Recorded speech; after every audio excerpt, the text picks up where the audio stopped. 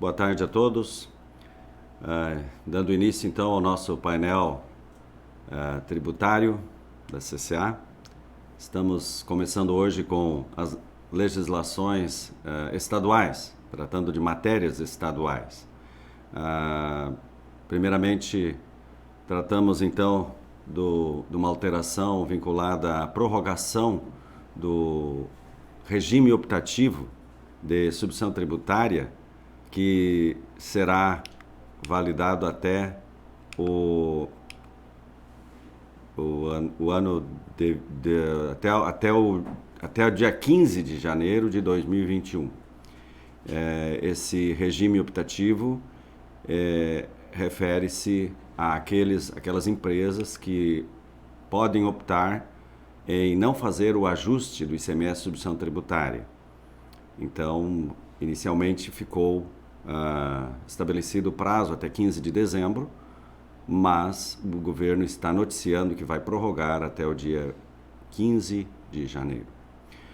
Depois tivemos a publicação do decreto 55.646, que tratou de alterações vinculadas a querosene de aviação, os percentuais de ICMS em relação à carga tributária nas saídas internas no estado do Rio Grande do Sul. Vários convênios foram publicados também. O convênio 135, tratando da isenção do ICMS às saídas de óleo lubrificante usado contaminado. O 142, que trata de alteração vinculada a veículos automotores novos, efetuadas por meio de faturamento direto ao consumidor. Foram estabelecidos, então, novos percentuais de redução da base de cálculo na unidade federada de origem para os veículos sujeitos à alíquota do IPI de 19%. Há uma especificação vinculada à alíquota do IPI para a determinação da redução da base de cálculo do ICMS. Já o convênio 146, ele trata de operações com equipamentos industriais, equipamentos agrícolas, e alguns itens foram modificados, o item 10.1, 10.2, 13.5, que é importante os contribuintes verificarem para terem a informação correta destes itens. Também o convênio 148, que prorroga disposições de convênios que concedem benefícios e restabelece o prazo final de vigência do convênio que trata dos créditos presumidos, parcelamentos, remissão e anistia como forma de incentivo à cultura. Também o convênio 149, que altera disposições do convênio 190, aquele que regulamentou a lei complementar 160, em relação à remissão de créditos tributários, constituídos ou não decorrentes de isenção dos incentivos e dos benefícios ou fiscais ou financeiros instituídos em desacordo com as normas do CONFAS. O convênio 150, ele dispõe sobre regimes especiais de substituição tributária e também de antecipação do recolhimento com o encerramento da tributação. Ele altera, então, as disposições do convênio 142, que é o que regula em nível nacional as regras da substituição tributária. O convênio 151 autoriza os estados Mato Grosso, Rio Grande do Sul, Santa Catarina e Tocantins a reduzir a base de cálculo do ICMS em relação ao arroz beneficiado de produção própria. 7% quando a alíquota aplicável for 12%, 4% quando a alíquota aplicável for 7%, e isto produzindo efeito até 31 de dezembro de 2022. Depois tivemos alterações vinculadas a protocolos de ICMS, o protocolo 39, que ele altera o protocolo 11 de 1991, que dispõe sobre a substituição tributária nas operações com cerveja, refrigerantes, água mineral, potável e gelo, e então esse protocolo deixa de fazer menção a isotônicos ao citar a equiparação de refrigerantes para fins de aplicação da regra da substituição tributária.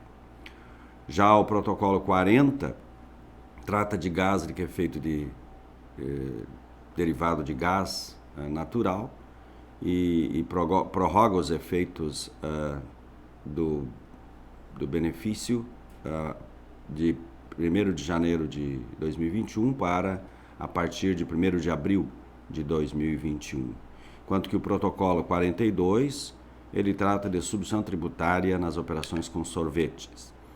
E o protocolo 46 dispõe sobre, então, a exclusão do Estado de Santa Catarina, relativo ao protocolo 4812, que dispõe sobre a concessão de alteração e renovação de cassação e também o cancelamento da inscrição de contribuinte do setor de combustíveis. Depois tivemos vários ajustes CNIEFs relativos a documentos fiscais. Tem o ajuste CNIEF número 44, publicado agora no dia 11 de dezembro, que ele altera o 7 de 2005, que instituiu a nota fiscal eletrônica, então para permitir a solicitação de cancelamento de nota fiscal eletrônica em prazo não superior a 24 horas, contado do momento em que foi concedida a autorização de uso, desde que não tenha havido circulação da mercadoria, prestação de serviço vinculada a duplicata escritural. Anteriormente, era exigido somente que não houvesse circulação de mercadoria ou prestação de serviço. Então,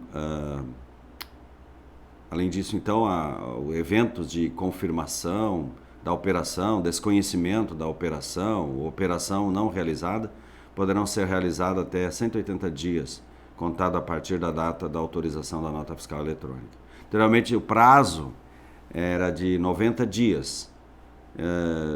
Também ficou vedada a emissão de carta de correção quando o erro estiver relacionado com os campos da nota fiscal de exportação, informados na DUI, a Declaração Única de Exportação, ou inclusão ou alteração de parcelas de vendas a prazo.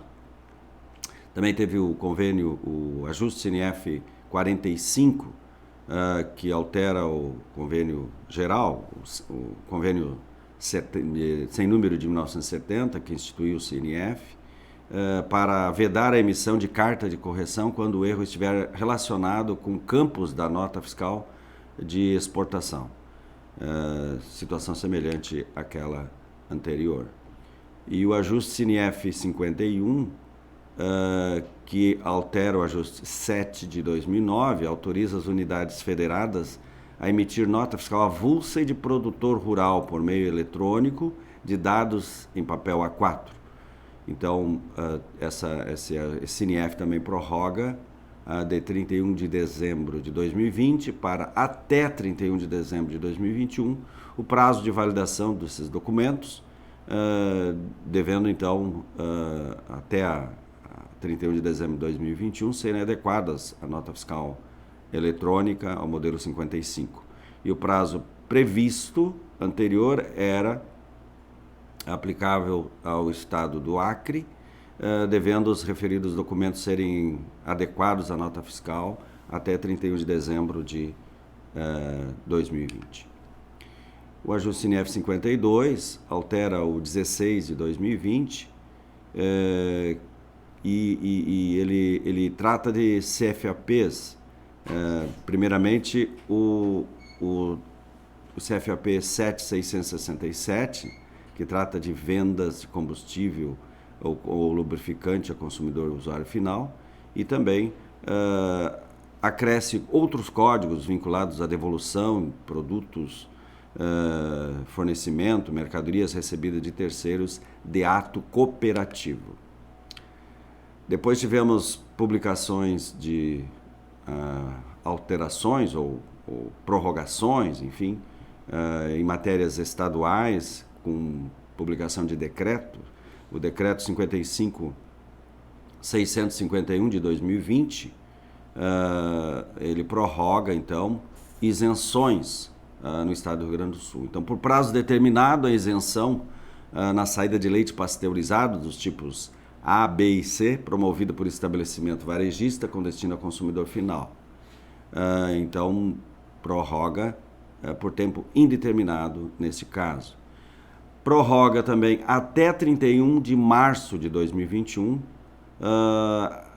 também as isenções vinculadas às saídas de insumos agropecuários, de pós-larva de camarão, de óleo lubrificante usado ou contaminado, também na saída de veículos destinados a pessoas portadoras de deficiência visual, mental, severa ou profunda, enfim, e autista. E também nas saídas de mercadorias decorrente de doação efetuadas ao Estado do Rio Grande do Sul para distribuição gratuita a pessoas necessitadas ou vítimas de catástrofe, bem como a prestação de serviço de transporte dessas mercadorias. Também prorroga a isenção no recebimento de mercadoria decorrente de importação do exterior a ser utilizada no processo de fracionamento e industrialização de componentes e derivados de sangue. Também no recebimento do exterior de equipamento médico, hospitalar ou técnico-científico laboratoriais para administração pública. Também nos decorrentes de importação do exterior, promovida diretamente pela PAI, de remédios. E também decorrente de importação do exterior de bens destinados à implantação de projeto de saneamento básico pelas companhias de saneamento básicos estaduais. Também aqueles com destino às instituições públicas, estaduais ou entidades assistenciais sem fins lucrativos vinculadas a programa de recuperação de portador de deficiência de equipamentos e acessórios.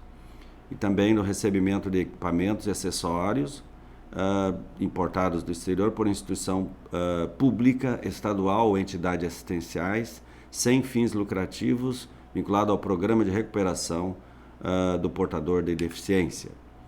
Então, também prorrogada a isenção na saída referente a doações de mercadorias à Secretaria de Educação para distribuição, também por doação, à rede oficial de ensino, e também as saídas internas de veículos automotores, máquinas, equipamentos, quando adquiridos ou importados pelo Corpo de Bombeiros.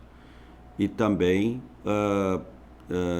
operações destinadas a programas de fortalecimento e modernização da área fiscal do Estado, automóveis novos de passageiros, quando destinado a motoristas profissionais, táxis, nas operações com preservativos, nas saídas a contribuintes de projeto integrado de exploração agropecuária do Estado de Roraima, operações com bens do ativo imobilizado, uso e consumo de animais, relativa à Embrapa, também saída de mercadorias com a respectiva prestação de serviço em decorrência de doação para assistência às vítimas de situação de seca nacionalmente reconhecida, abrangida pela área da SUDENE, recebimento decorrente de importação do exterior pela Fundação Nacional de Saúde de produtos imunobiológicos, kits diagnósticos, medicamentos, inseticidas, destinado à campanha de vacinação e de combate à dengue, malária, febre amarela e outros agravos, operações com equipamentos e insumos destinados à prestação de serviços de saúde, operações com medicamentos, operações com fármacos e medicamentos destinados a órgãos da administração pública, direta e indireta, federal, estadual e municipal e suas fundações, saídas de mercadorias, bem como as respectivas prestações de serviço de transporte decorrente de doação destinado a atendimento do programa Fome Zero, recebimento decorrente de importação de bens ativo mobilizado de empresas destinadas ao regime tributário para incentivo à modernização e ampliação da estrutura portuária Reporto, nas saídas de sanduíches denominado Big Mac, efetuado durante o evento Mac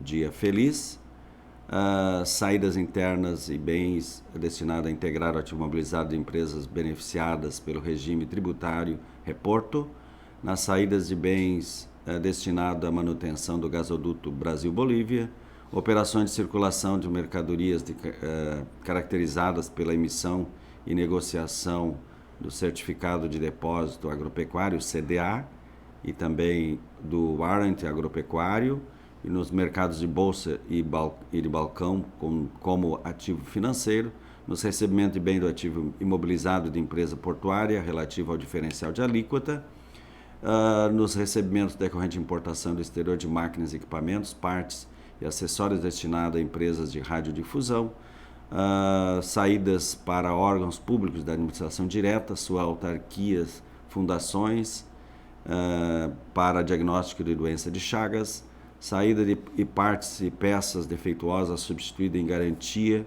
promovido por estabelecimento da rede de comercialização de produtos aeronáuticos, saída de partes e peças novas em substituição defeituosa serem aplicadas em aeronaves, fornecimento pela União dos Escoteiros do Brasil de materiais e equipamentos de uso de escoteiros, operações com medicamento destinado ao tratamento da gripe H1N1, nos recebimentos também decorrente de importação do exterior de pós-larvas de camarão e de reprodutores SPF para fins de melhoramento genético, saída também de reprodutores de camarão marinho produzidos no país, saídas interestaduais de arroz orgânico destinado à merenda escolar para rede pública de ensino, recebimento decorrente de importação de placas, testes e soluções diluentes, bem como nas saídas internas de frascos, cartuchos, rótulos e caixas de transporte destinado à montagem de kits diagnóstico para detecção imuno-rápida de Zika, dengue, chikungunya, febre amarela, vírus e imunodeficiência humana, nas prestações de serviços internas de transporte de calcário, nas prestações de serviço de transporte de mercadoria destinada a programa de fortalecimento e modernização da área fiscal do Estado, nas prestações de serviço de transporte intermunicipal de cargas. Então, estas prorrogações de isenções até 31 de março de 2021. Depois tivemos também no mesmo decreto reduções de base de cálculo com suas prorrogações. Prorrogações, então, até 31 de março de 2021 também. Nas saídas interestaduais de insumos agrícolas, máquinas, aparelhos, equipamentos industriais, máquinas e implementos agrícolas, aeronaves, peças e acessórios, operações internas com ferro, aços não planos, saídas interestaduais promovidas por estabelecimento fabricante de veículos, máquinas e aparelhos e chassis, nas saídas internas de pedra britada e de mão, então as empresas que se envolvem com produção e distribuição, mesmo as chamadas pedreiras, então foram beneficiadas por essa prorrogação do benefício da redução da base de cálculo nas saídas internas de pedra britada e de mão, nas operações realizadas pelo estabelecimento industrial fabricante de veículos militares, nas prestações de serviço de transporte intermunicipal de pessoas, passageiros ou não, exceto aéreo. Então, o transporte intermunicipal também tendo a sua prorrogação na redução da base de cálculo até 31 de dezembro, até 31 de março de 2021. Depois tivemos também prorrogações vinculadas a créditos presumidos, também até 31 de março de 2021. Então, as empresas prestadoras de serviços de telecomunicações, aos contribuintes que destinarem valores ao aparelhamento da segurança pública estadual no âmbito do Programa Incentivo ao Aparelhamento da Segurança Pública, o PISEG, as empresas que financiarem projetos culturais nos termos da Lei 13.490, o Procultura, aos contribuintes que financiarem projetos de assistência social nos termos da Lei 11.853, o Pró-Social, aos contribuintes que financiarem projetos esportivos, o Pró-Esporte, e depois, então, tivemos outras alterações, agora não vinculadas a prorrogações de prazos de benefícios, mas orientações normativas instituídas pela Instrução Normativa 98, publicado no dia 14 de dezembro, que promove alteração no apêndice 16 da Instrução Normativa 45, com o objetivo de incluir e alterar códigos de arrecadação utilizados no preenchimento da guia de arrecadação, que é o documento que é utilizado para o recolhimento do ICMS e outros tributos estaduais.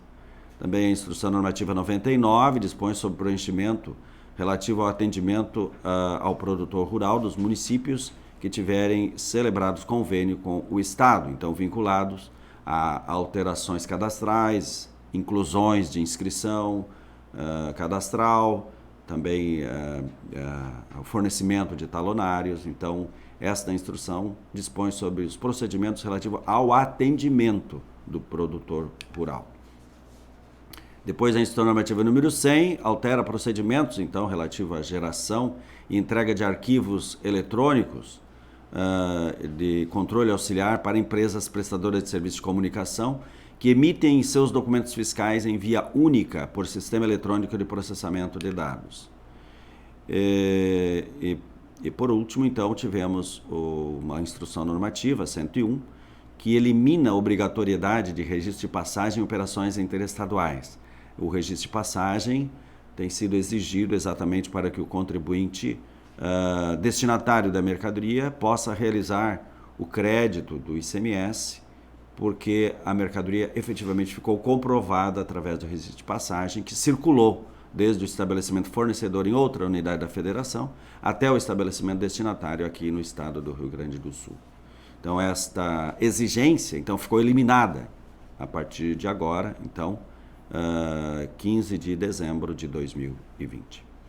Então, estas as alterações e informações que teríamos para trazer na área estadual, no caso, na esfera estadual.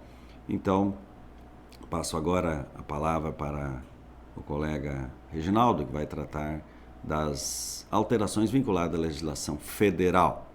Uma boa semana a todos e que Deus abençoe a todos.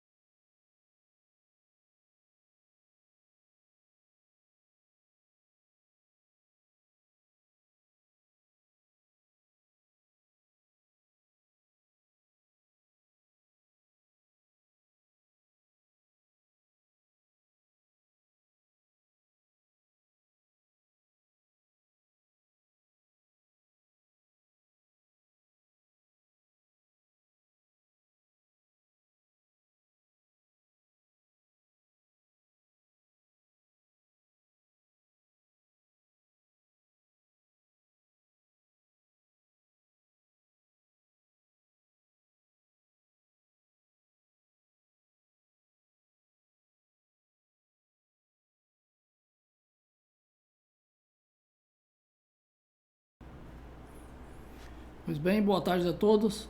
Vamos dar continuidade na live de hoje. A primeira alteração na legislação federal que eu trago, já foi comentada na live da segunda-feira passada, trata do restabelecimento da alíquota zero do IOF para o período de 15 de dezembro até 31 de dezembro. Então, através do decreto 10.572, de 11 de dezembro, a Receita Federal, a União, restabeleceu a alíquota zero do IOF. Então, o IOF, para esse ano de 2020, do período de 3 de abril até 26 de novembro, ficou a alíquota zero. Foram restabelecidas a tributação do IOF de 27 de novembro até 14 de dezembro, e agora restabeleceu a alíquota zero de 15 de dezembro a 31 de dezembro. Então, é uma notícia boa para os contribuintes, porque o recolhimento do IOF fica suspenso nesse período de 15 de dezembro a 31 de dezembro. A alíquota zero, tanto nas operações de crédito realizadas nesse período, nos empréstimos novos, também a alíquota zero no adicional de ponto 38, e também alíquota zero para aquelas operações de crédito que tenham sido contratadas antes de 15 de dezembro mas a incidência se dá pelos saldos devedores diários. Então, aquela tributação do saldo devedores diários também está sujeita a ter o benefício da alíquota zero no período de 15 de dezembro a 31 de dezembro. Tá ok? Então, só reforçando essa questão da alíquota zero do IOF. Agora, um outro ponto que a gente traz aqui para debater, se trata questões de prazo prescricional para restituição ou compensação de créditos tributários oriundos de decisão judicial. Então, a gente tem recebido algumas consultas aí por parte dos clientes sobre essa questão de vários reconhecimentos de créditos judiciais e qual é o prazo que o contribuinte teria para fazer o pedido de fazer a compensação ou restituição, se for o caso, desses valores. O prazo prescricional ele é de 5 anos contados do trânsito em julgado da ação. Então, o decreto 20.910 de janeiro de 32 que estabelece. Ele diz que as dívidas passivas da União, dos estados e dos municípios, bem assim todo e qualquer direito ou ação contra a Fazenda Federal, estadual ou municipal, seja qual for a sua natureza, prescrevem em 5 anos contados da data do ato ou fato do qual se originarem. Então, o ato ou fato é o trânsito em julgado, no caso de processos judiciais. Então, o prazo para restituição ou compensação de créditos tributários oriundos de ação judicial é 5 anos do trânsito em julgado, certo? Inclusive, nós temos uma situação onde muitas vezes as empresas são beneficiárias com uma decisão judicial, fazem o pedido de habilitação para fins da compensação do crédito e acaba que não consegue, dentro do prazo de 5 anos, fazer a compensação integral do crédito. Então, o que se recomenda é que alguns meses antes de vencer o prazo dos 5 anos do trânsito em julgado, a empresa acione o jurídico para que seja então feito um pedido de precatório, devolução via precatório desse saldo que não foi possível compensar dentro dos 5 anos. Essa é a recomendação. Agora, um outro ponto que a gente traz aqui para debater, a gente tem recebido algumas consultas, é sobre a diferenciação entre receita bruta para fins fiscais e receita bruta para fins societários. E esse assunto surgiu agora através de consultas de alguns clientes sobre o tratamento fiscal contábil que deve ser dado no encerramento do balanço quanto às receita bruta para fins societários. Então, de acordo com a legislação contábil, através das normas do IFRS, que estão editadas via CPC, o conceito de receita bruta para fins contábeis, ele diverge um pouco da legislação tributária, da Receita Federal.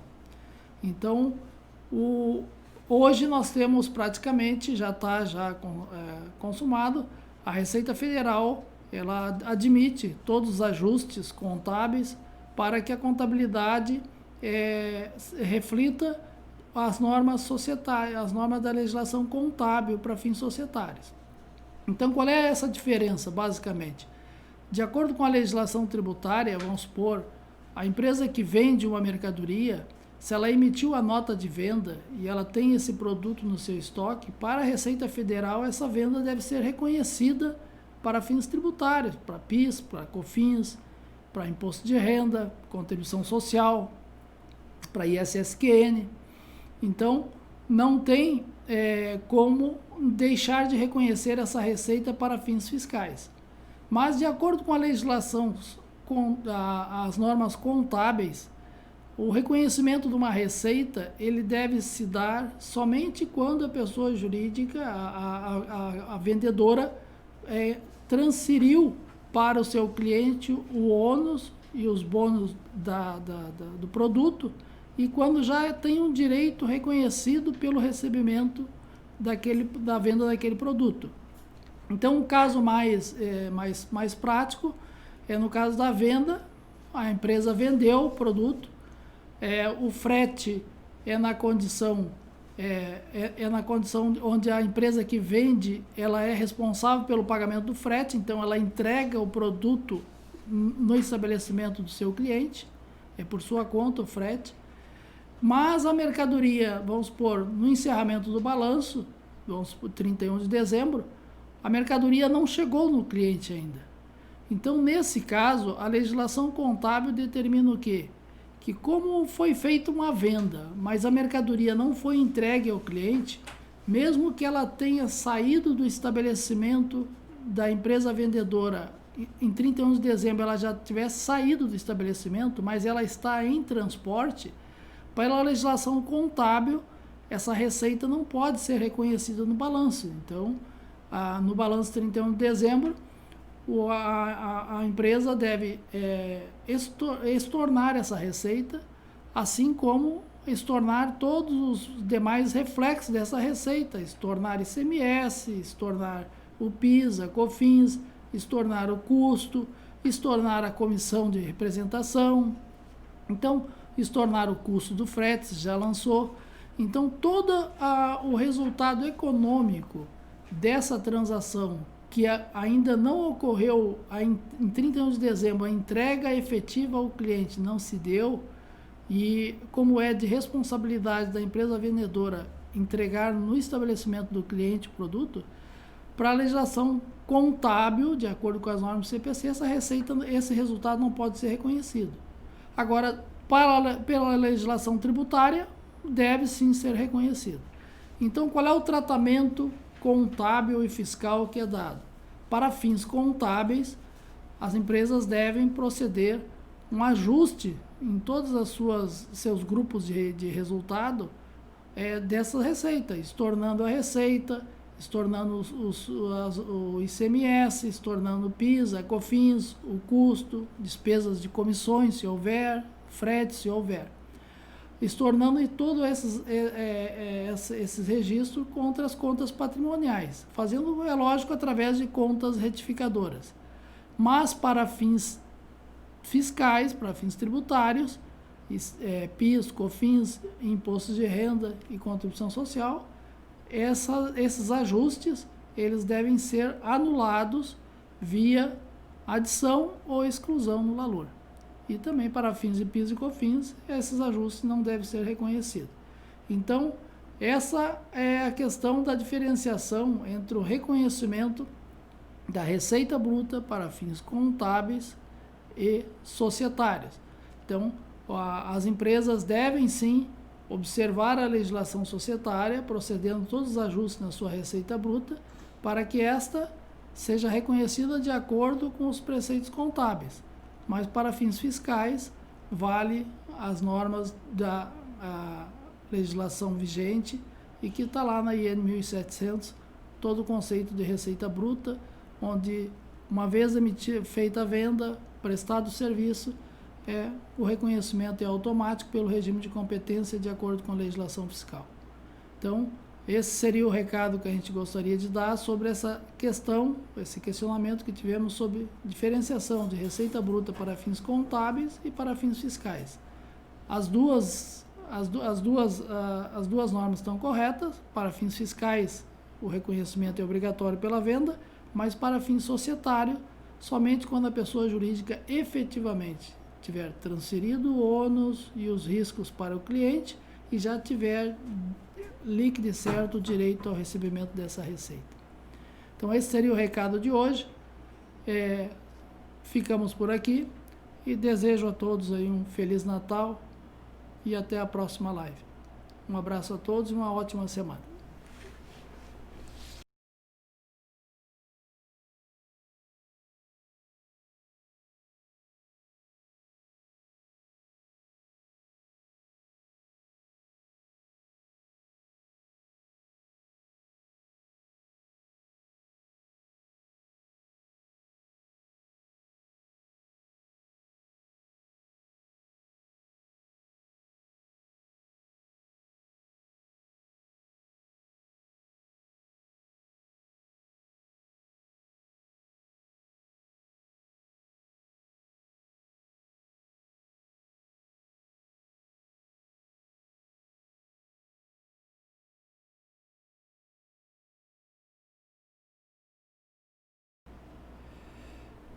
Boa tarde a todos. Semana passada comentamos sobre a nota técnica número 20 do Ministério Público do Trabalho, que trouxe diretrizes de vigilância sanitária que empregados e empregadores devem adotar para evitar a intensificação da pandemia. Naquela oportunidade, comentamos que, dentre essas diretrizes, a nota técnica orienta os médicos do trabalho a emitirem a CAT e indicarem o afastamento do trabalhador diante da sua positivação para a Covid, ou mesmo quando há apenas suspeita em virtude de contato no ambiente do trabalho, ainda que o trabalhador esteja assintomático. Agora, nessa semana, foi a vez do Ministério da Economia, através da Secretaria Especial da Previdência e Trabalho, publicar em seu site nota esclarecendo as regras aplicáveis à análise do nexo causal entre trabalho e a Covid, para fins de concessão de benefícios previdenciários. A nota é composta de 5 perguntas e respostas. A primeira pergunta e resposta se refere à possibilidade da Covid-19 ser considerada doença ocupacional. A resposta foi sim. Segundo a nota, a depender do contexto fático, a Covid-19 pode ser reconhecida assim como doença ocupacional, quando a doença resulta das condições especiais em que o trabalho é executado e com ele se relaciona diretamente. É o caso, por exemplo, de médicos e enfermeiros que estão constantemente em contato, dependendo do hospital onde trabalham, com pacientes e com outros possíveis médicos que possam estar contaminados. Também a Covid-19 pode ainda constituir acidente de trabalho por razão de doença equiparada, na medida em que a doença seja proveniente de contaminação acidental do empregado pelo vírus, no exercício de sua atividade. E esse é o tema que tem sido objeto de muita discussão nos últimos dias, pois hoje o indivíduo pode contaminar-se até mesmo dentro da sua própria casa, Basta um familiar estar positivado. Então essa foi a discussão que nós trouxemos semana passada, essa foi a discussão justamente em cima de que tem muitos estudiosos no assunto que não estão aceitando, em razão de que a contaminação do trabalhador, ela não necessariamente tenha sido dentro do ambiente de trabalho. Pode ter sido no supermercado, em casa, como já informei. Então esse tem sido o dilema nos últimos dias, aí, a discussão. Tá? Depois a segunda pergunta se refere à existência de legislação que presuma que a Covid-19 é uma doença ocupacional ou não. A resposta foi não, não temos essa legislação. Mas o texto observa que será a Perícia Médica Federal que deverá caracterizar tecnicamente a identificação do nexo entre o trabalho e o agravo, que seria a doença, a confirmação da doença pela Covid. A terceira pergunta se refere ao prazo de emissão da CAT nos casos de Covid-19. A resposta orienta para serem seguidos os mesmos prazos usuais, quais sejam 1 dia útil após a confirmação da doença e imediatamente em caso de morte do trabalhador pela Covid. Na resposta à quarta pergunta, é confirmada que a caracterização da doença para fins de benefícios previdenciários é feita pela Perícia Médica Federal, quando identificado o nexo entre o trabalho e o agravo. E é salientado na resposta que isso não afasta a responsabilidade do empregador em relação às comunicações de acidente de trabalho. Então, o fato de ser caracterizado o benefício pela Perícia Médica Federal também vai exigir do empregador a emissão da CAT. A quinta e última pergunta trata do âmbito da aplicação da nota técnica 56.376 da Secretaria Especial da Previdência Social. Segundo a resposta, a referida nota aplica-se exclusivamente para elucidar, no âmbito da legislação previdenciária, a possibilidade de caracterização da Covid-19 como doença ocupacional para fins de definição da natureza do benefício previdenciário a ser concedido, ou seja, se ele é acidentário ou se ele é um benefício não acidentário, não se aplicando para fins de interpretação da legislação trabalhista, sanitária e de outras áreas estranhas à relação previdenciária. Então, essa nota técnica, esses conceitos, esse perguntas e resposta, ele se destina exclusivamente a tratar da relação previdenciária, benefício previdenciário, acidentário ou não, decorrente da Covid-19. Pois bem, então, diante de todo esse exposto e considerando que o cenário apresentado está bastante incerto e muito desfavorável aos empregadores, resta-nos, conforme já comentamos na live da semana passada, recomendar que procure orientação do jurídico trabalhista da empresa e principalmente do médico do trabalho, para esses posicionarem-se em relação à emissão ou não de CAT nos casos de contaminação ou até mesmo de suspeita de contaminação pela Covid-19. O que teríamos para hoje seria esse assunto. Eu desejo a todos uma boa semana e um Natal bastante feliz, dentro, né, da possibilidade aí de vocês conviverem com seus familiares. Um abraço a todos.